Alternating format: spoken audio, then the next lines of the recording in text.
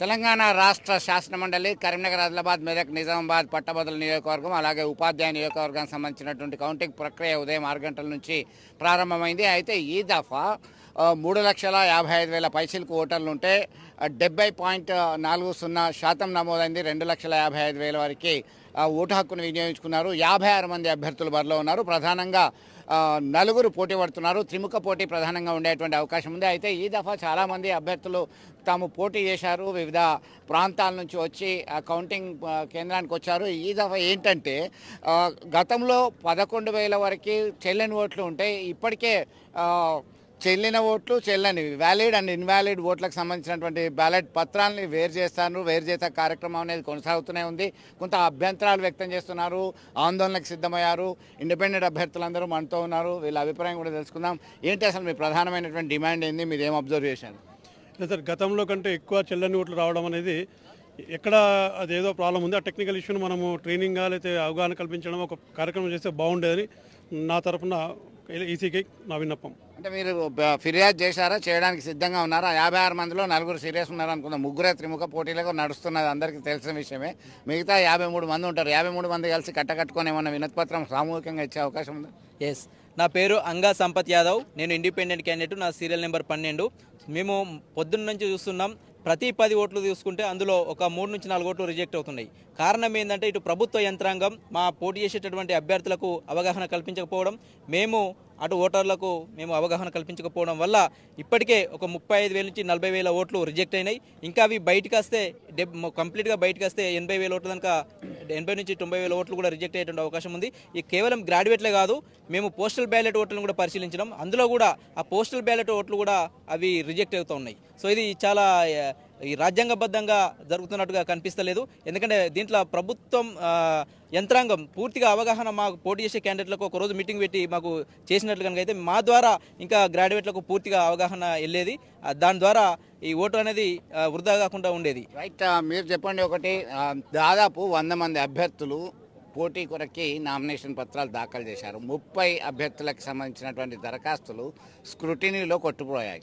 అంటే MLC graduate కాన్స్టిట్యుయెన్సీలో పోటీ చేసేటువంటి అభ్యర్థులే 30 మంది రిజెక్ట్ అయినాయి. అంటే ఓటు హక్కు సాధారణంగానే అవుతున్నటువంటి పరిస్థితి. మీరు ప్రధాన డిమాండ్ ఏం చేస్తున్నారు? నా పేరు లంటు చంద్రశేఖర్. నేను registered party all India Kisan Janata party నుంచి నేను పోటీ చేస్తున్న, సీరియల్ నెంబర్ 10. అయితే నేను ఉదయం నుంచి అబ్జర్వ్ చేస్తున్నది ఏంటంటే మొత్తం కూడా దాదాపు మరి ఒక 20% దాకా చెల్లని ఓట్లు వచ్చే అవకాశం ఉంది. ఎందుకంటే చూస్తూ ఉన్నాము, బ్యాలెట్ ఓపెన్ చేస్తే మొత్తం కూడా దాంట్లో ఇండిపెండెంట్ అభ్యర్థులు కావచ్చు, రిజిస్టర్డ్ పార్టీ అభ్యర్థులు కావచ్చు, ఎక్కువ పెద్ద ఎత్తున నష్టపోయే ప్రమాదం ఉంది. కాబట్టి ఈ ఎన్నికను రద్దు చేయాల్సిందిగా మేము అడుగుతా ఉన్నాం. ఎందుకంటే ఈ రీతిలో ఇంత చెల్లని ఓట్లు ఏ ఎన్నికల్లో కూడా ఇంత శాతం కూడా మరి చెల్లకుండా పోలేవు. కాబట్టి ఇది ప్రభుత్వ యొక్క ఈ ఎలక్షన్ కమిషన్ ఒక పూర్తి వైఫల్యం మీద స్పష్టంగా కనిపిస్తూ ఉంది. ఎందుకంటే దాదాపు 3,55,000 ఓట్లు నమోదైనవి.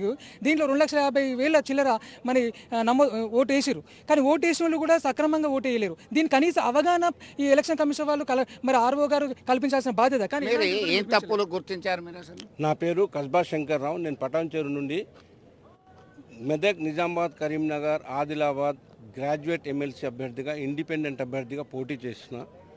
వచ్చిన తర్వాత ఈరోజు కౌంటింగ్ అని చెప్పి మాకు మొన్న రిజిస్టర్ పోస్టు నిన్న రిజిస్టర్ పోస్ట్ వచ్చి మా ఏజెంట్ అని పెట్టుకుందంటే నిన్న రావడం అనే దాని మీద మేము ఆ రోజే మాకు ఎక్కడో అనుమానం వచ్చింది.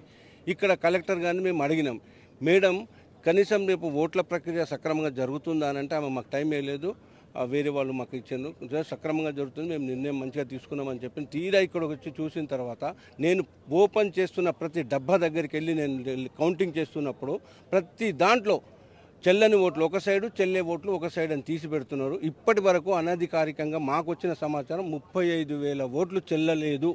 ఫర్దర్ మీరు ఏం చర్యలకి సిద్ధమై? మేము 100% దీని మీద కోర్టును ఆశ్రయిస్తాం. ఈ ఎన్నికలను రద్దు చేయాలంటాం. దేశ ఎన్నికల అధికారి దృష్టికి తీసుకుపోతాం. ఇక్కడ ఉన్నటువంటి కలెక్టర్ అమ్మ ఎవరైతే ఉన్నారో ఆమె కేవలం రాజకీయ పార్టీలకు తొత్తుగా పనిచేస్తుంది తప్ప ఇక్కడ మాకు ఇక్కడ కూడా న్యాయం చేయట్లేదు. ఎన్నికలు మీరు ఎట్లా అబ్జర్వ్ చేసినారు? కేవలం గ్రాడ్యుయేట్ ఓటర్ అనే వ్యక్తి ఒకటి వేయడము, టిక్కు పెట్టడము, ఇట్లాంటి చర్యలు చేయడం వల్ల చెల్లకుండా పోతాయి. మీకు తెలుసు, వాళ్ళకి తెలుసు. దీనిలో ఈ ఎన్నికల సంఘం అధికారులు ఏం చేస్తే బాగుంటుంది చెప్తాను. దేశంలో ఉన్న 14 భాషలకు సంబంధించిన ఓటును వేసుకోవచ్చు వాళ్ళ అంకె ప్రకారం. వినండి, ఆ విషయం ఎయిత్ షెడ్యూల్లో అధికారికంగా రాజ్యాంగం గుర్తించినటువంటి భాషలు 22 భాషలు ఉన్నాయి, ఆ భాషలలో వేయొచ్చు అని చెప్పి. కనీసం ఆ అవగాహన ఓటర్గా నమోదు చేసుకున్నటువంటి కొత్తగా ఎన్రోల్మెంట్ చేసుకున్న వాళ్ళకి చెప్పాలనా లేదా? ప్రథమ ప్రాధాన్యత ఓటు అంటే ఏంది, రెండవ ప్రాధాన్యత ఓటు అంటే ఏంది, మూడవ ప్రాధాన్యత అంటే ఓటు ఏందో వాళ్ళకి తెలియదు. టిక్ ఎక్కడ పెట్టాలో తెలియదు.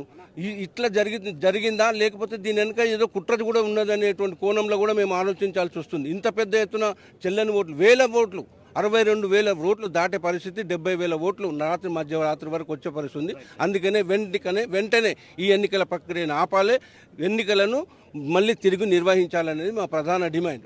మీరు చెప్పండి, మీరు నెంబర్ ఎంత, సీరియల్ నెంబర్ ఎంత, మీకు మీ ప్రధానమైనటువంటి ఆరోపణ ఏంటి?